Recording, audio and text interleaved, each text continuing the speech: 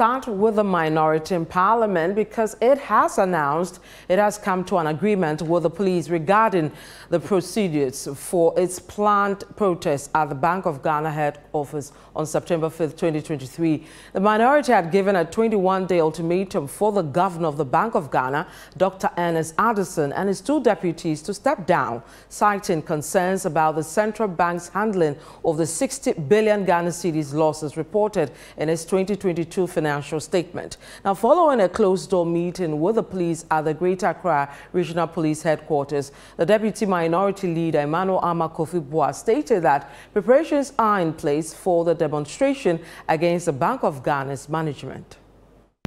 The Bank of Ghana in its 2022 financial report announced that it had incurred 60 billion Ghana cedi losses, and this was as a result of the domestic debt exchange program embarked on by the government. The minority in Parliament addressed the media, issuing a 21-day ultimatum to the governor of the Bank of Ghana, Dr. Ernest Addison, and his deputies to resign, or the group will be compelled to protest at the central bank, demanding for the removal of the management of the central bank.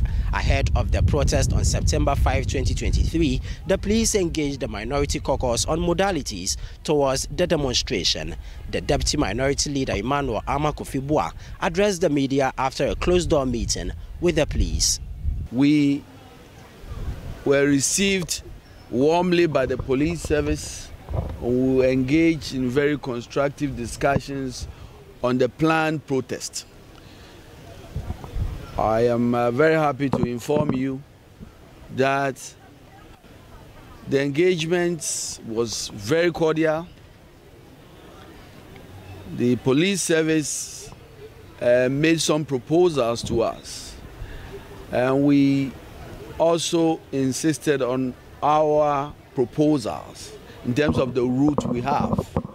We concluded the meeting that we will go through the route that we have proposed, and so everything is set for our protest, which will be joined by thousands of Ghanaians to express our revulsion at the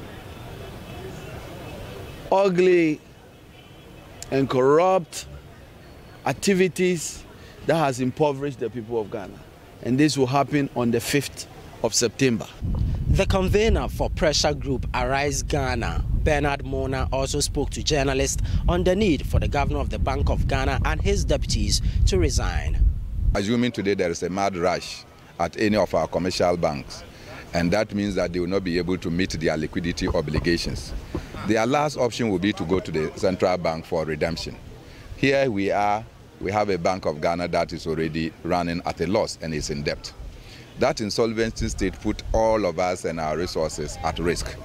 And so if you think that you are not affected by the happenings at the Bank of Ghana, just imagine a day you get to the bank and the bank cannot provide you what you want, and you are terminally ill, or any of your relations is ill, or there is no food in the house and that is your last money you are going to pick and the bank cannot provide. That is where you begin to see that the situation is dire. And as I have said time without number, when a yam begins to rot, you have to cut the rotten part. If you leave it, you will not have any yam at the end of the day. And once we know that it is the governor, his deputies and the board that are responsible for the calamitous state of our Bank of Ghana, it's important that we get them out so that new flesh of ideas will come and liberate our society. The minority in Parliament says it has reached a consensus with the police on 8 intended routes to be used for its protest at the Bank of Ghana premises on 5th September. Reporting from the Greater Accra Regional Police Headquarters, my name is Ni Ayikwe Okain for Citi News.